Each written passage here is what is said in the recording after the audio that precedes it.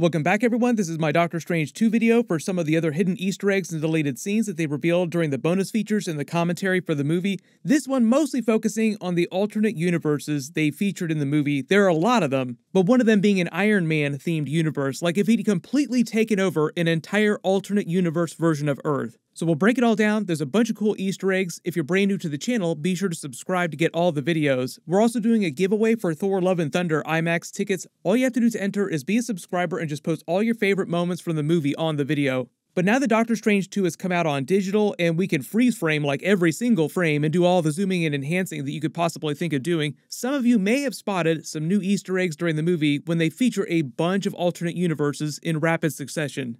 The scene is specifically meant to have a bunch of Easter eggs and set up a whole bunch of really cool stuff.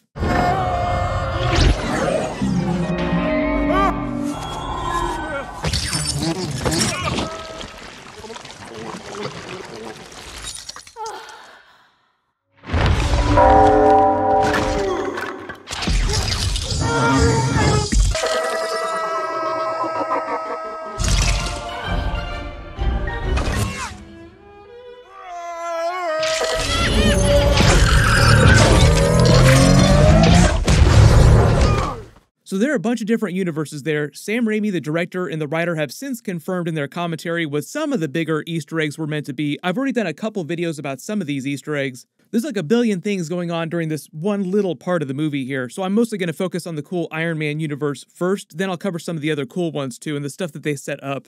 So when Doctor Strange grabs America Chavez to save her from Scarlet Witch getting her powers sucked away, they're falling through all the different universes. One of the universes is basically an Iron Man universe. You notice there are pipes covering all the buildings, everything is all white, black, clean looking, powered by this greenish bluish energy. And you have all these Stark Industries drones flying around them. These are meant to be the same Stark Industries drones from the Edith that Iron Man created we saw in Spider-Man Far From Home, and we saw the drones again being used by Damage Control during the Ms. Marvel series. So all the energy you see arcing all over the place is literally meant to be his arc reactor, Infinity Stone-based energy. Remember, the element that he created for that was based on the Tesseract, so it's basically him powering all of his gear with Infinity Stone-based energy.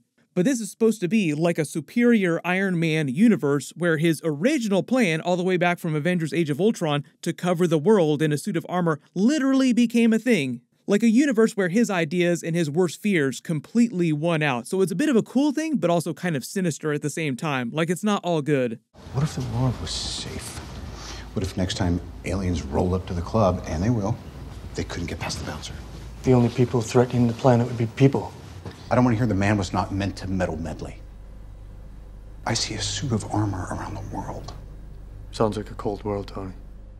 They had that whole thing during Avengers Age of Ultron where Iron Man tells them about his fears and his plan, like, we can save the world by completely overprotecting it. Captain America, the other Avengers kind of take him to task over that, over his paranoia, tell him he's basically being crazy. Like taking over the planet and wrapping it in a suit of armor would not solve all of the world's problems.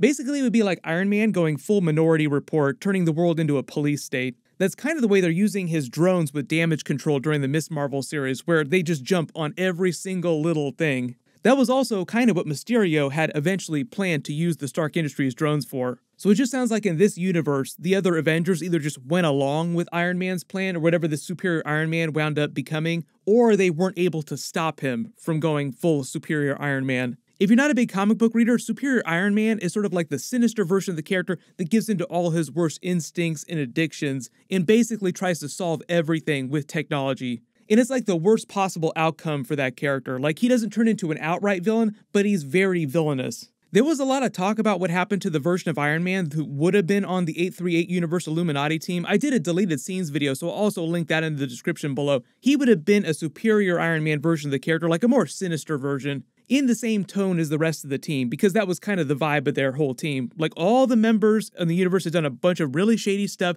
They'd all come together to make really shady decisions, but thinking that it was for the greater good. Like they start off by basically telling our Doctor Strange from the 616 universe that they're going to kill him because he's a greater threat to the universe than he is a benefit. And they revealed that they killed their Doctor Strange because he started to go off the rails, and they figured the universe would be better off without him than with him. Just lying to the entire planet, just telling them that he was a hero. No, he died fighting Thanos. He's totally a hero. We totally didn't get rid of him just to get rid of this problem in the future that we think is going to happen. So imagine a version of that universe, but where Iron Man did all that stuff on his own, made all those decisions on his own basically, and it was his solutions that won out. So ultimately, Iron Man wound up taking over that entire Earth in that universe. That's why you see Stark Industries tech all over the place. And if it wasn't clear, all of these scenes are meant to be happening in a similar location in these different universes. Like, these are all alternate universe versions of this New York City area that they're falling through. The reason why some of the universes are underwater or in the future or seemingly in the past, or there's no city at all, volcanoes, lava flows, is because in each universe, life on Earth evolved in a slightly different way at slightly different time periods. And then later on in the timeline, you just have the butterfly effect where that causes greater changes.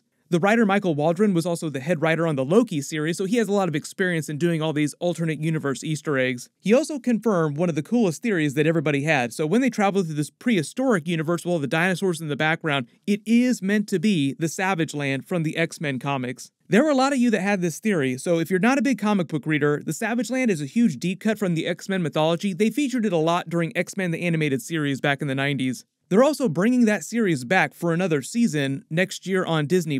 I don't know what they're going to be featuring in all those episodes, but it'll be like a whole brand new season. They're just calling that X-Men 97 because 97 is the last year that it aired. But here's a cool connection between the Savage Land and everything that's happening with the incursions and Secret Wars. The Savage Land was originally created by the Beyonders, who ordered another alien to create it to allow them to study human evolution. The Beyonders are like this extra-dimensional race of beings who are so powerful that they're capable of killing really higher-order cosmic beings like the Living Tribunal, which is also featured with them passing through all these different universes. So when they ordered the Savage Land be built, it was built in this protected area of Antarctica, hidden from the rest of the world in ancient times, kind of protected from the changes to the rest of the planet. And over time, different groups from the comics had visited it. There was a group of Eternals that lived there tens of thousands of years ago. Obviously slightly different backstory in the MCU movies because the Eternals that we know didn't come to Earth till about 7,000 years ago. But in the recent history of comics in the more present day, the X-Men have a lot of adventures there with other mutants. But in this particular universe, apparently this is a version of the Savage Land that the Beyonders had created in the New York City area instead of Antarctica.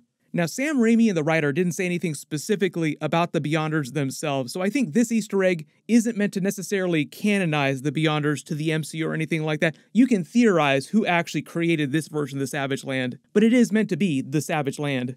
The connection to Secret Wars and the Incursions is that in the comics, the more recent version of Secret Wars was caused by the Beyonders trying to destroy the multiverse. They were the ones that were causing the different universes to collide with each other.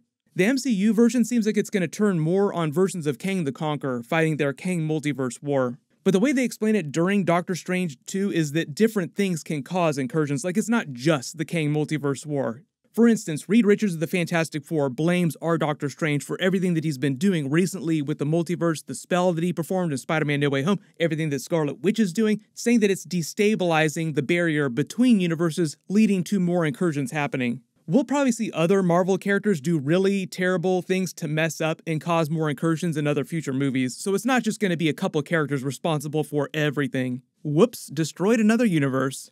I've already talked about most of the other universes in my separate video about this part of the movie, like the Spider-Man 2099 universe, the Loki universe, the Paint-themed universe, the Kree universe, so I will link that video below in the description. But some of the new Easter eggs that we learned about from the commentary specifically are this black and white universe was actually meant to be a Hydra universe. Now that we have a high-res version of the scene, you can actually zoom and enhance. You see the Hydra symbol on the blimp in the background. So it's just meant to be a universe where it's still the 1940s like it's said in the past, and Red Skull has been successful in taking over the world during World War II. The other really cool Easter egg here, one of my favorite ones, is the Hell universe. You see an entire landscape of New York City completely overrun with dead bodies, fire, skeletons everywhere. It's basically meant to be a universe where Mephisto conquered the universe and the main MCU dimension was just absorbed into the Hell dimension. It's kind of like what Dormammu was trying to do with his Dark dimension, absorbing the main MCU dimension into it. Only now they're just doing it with Hell. They use the Moon Knight series to explain how life after death works and what happens to characters when they die.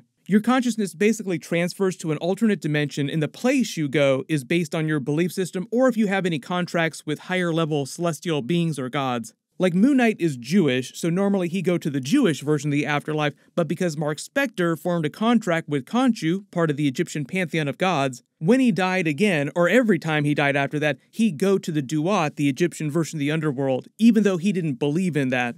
For example, Thor, Odin, Hela, Asgardians would either go to Valhalla or their version of Hell, which is called Hel, H-E-L. In the comics, Hela is actually the ruler of their Hell dimension. When Thor is talking to Odin during Thor Ragnarok, talking about how he's not strong enough, and he makes that joke about him being the god of hammers, that's him talking to a version of Odin's consciousness, which is in Valhalla. Like, they're in Valhalla during this scene here.